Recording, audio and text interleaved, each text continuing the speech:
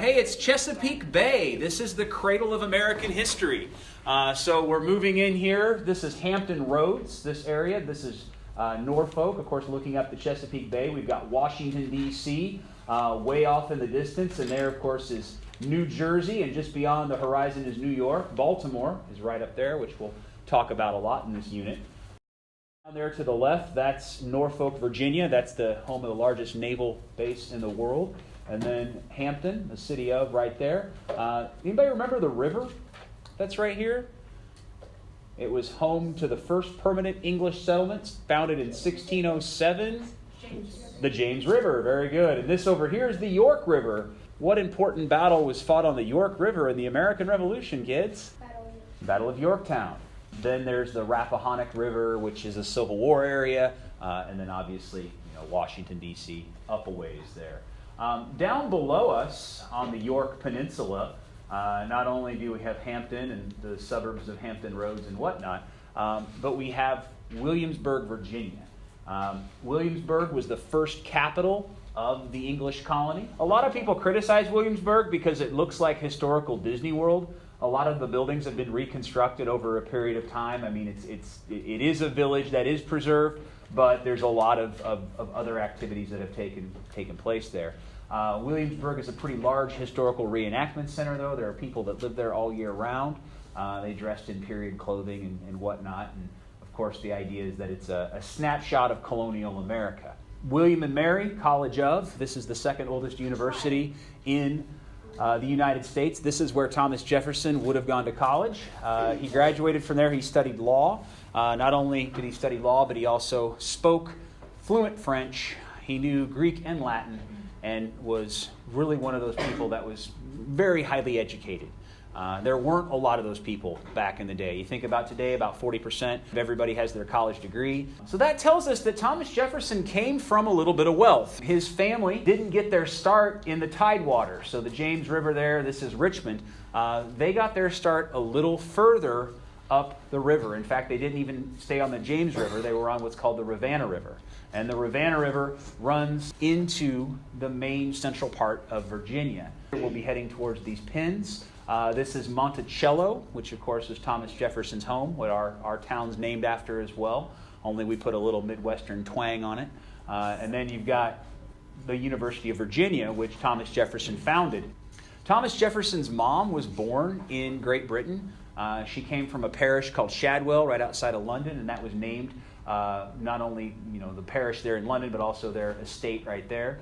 The Jeffersons basically had about 5,000 acres here. So they had a huge plot of land.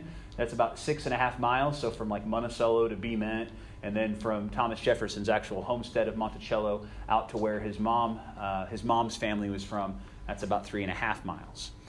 Now, a big reason why the town was founded there was basically because this is where the Rivanna River started to get really rugged. As it came down out of the mountains, there were waterfalls, there were rapids, and so you just couldn't take a boat any further up the river. So if you were going to have a plantation, obviously with slaves, obviously producing cash crops, this would be about as far as you could get back in the day, back before the steam engine and steamboats and locomotives and everything like that. This was kind of the economic lifeblood to the whole area because that's how you got in and out of Virginia. That's how you took your tobacco to market. That's how you got in and out of there. So you know how Illinois, we have the flat glaciers and we don't really get settled until they start building railroads? Well, Virginia was settled because you had all these rivers that went right into the heart of kind of the highland country through here. So there's Monticello, right up on top of the hill. In fact, Monticello in Italian means a small mountain.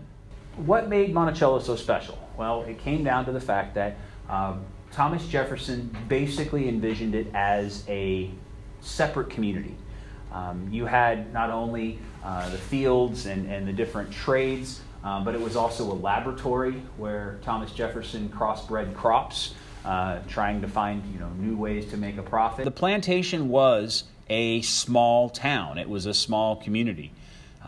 All that being said, of course, if we've got a plantation, we have slavery. Thomas Jefferson owned, during his lifetime, about 600 people. Thomas Jefferson generally had between 150 to 200 slaves at any given time, but you have to remember that this was all done by slave labor. Thomas Jefferson was an intelligent person, had a lot of nuanced, meaning he had a lot of different feelings about slavery. They knew it was wrong, but of course it was the foundation upon which the Southern economy rested.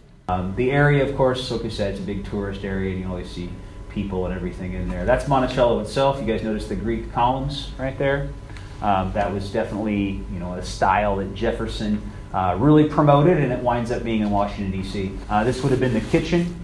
This would have sort of been the nerve center of the entire operation. This is where you would have had slaves working down here. Mulberry Row, that's basically where the domestic slaves, the people that worked in the house, that's basically where they lived. You've got some ideas that this was sort of like a main street in the plantation. And of course, they didn't necessarily document very much of this. So it's a lot of archaeology comes into play, playing in the dirt, finding artifacts, using that to explain the story.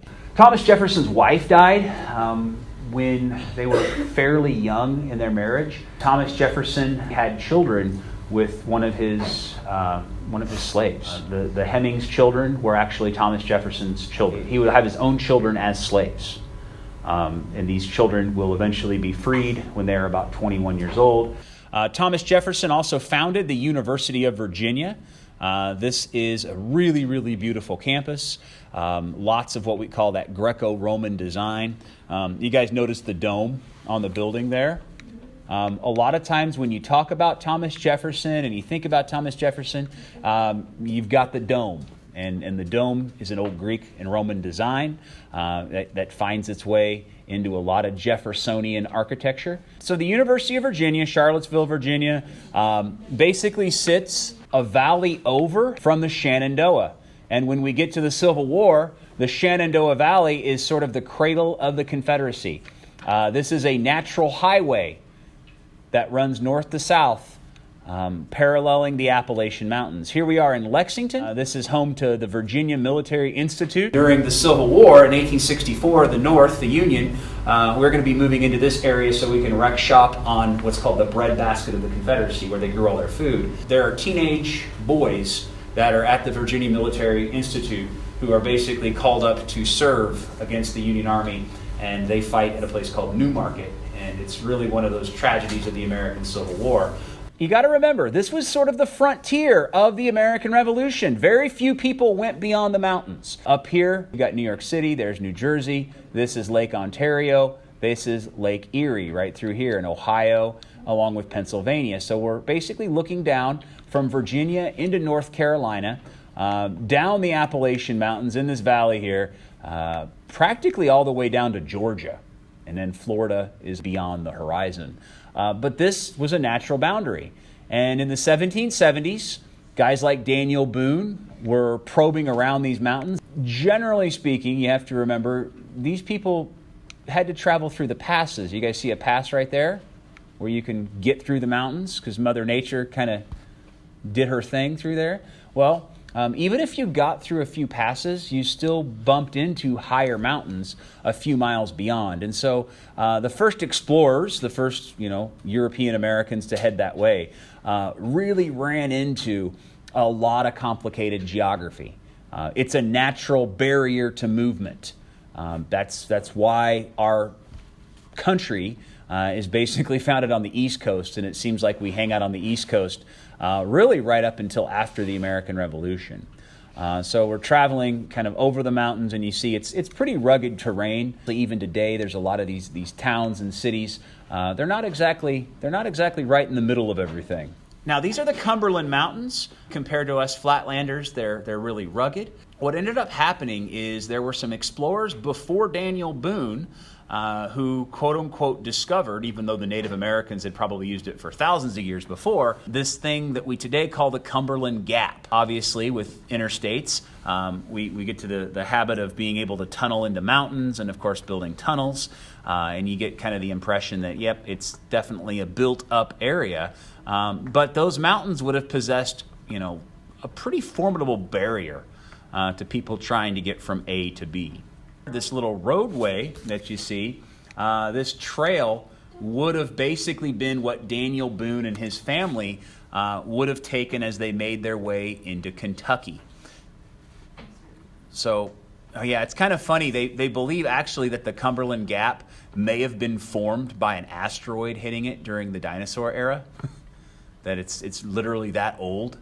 That an asteroid might have hit there and caused a hole in the mountains. But the thing about the Cumberland Gap is once you get over to the other side, yes, there are mountains beyond it, but you basically are able to enter into Kentucky. To the settlers in the 1700s, Kentucky is basically paradise on earth.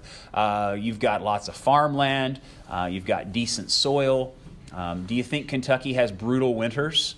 Probably not. Well, they're pretty mild compared to what we have in Illinois and certainly going north.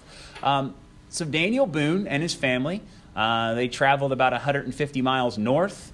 Right over here, this is the larger community of Lexington, Kentucky. And right here, along the Kentucky River, this is a place called Boonesboro. And Boonesboro is where Daniel Boone had built a fort. The fort is long gone.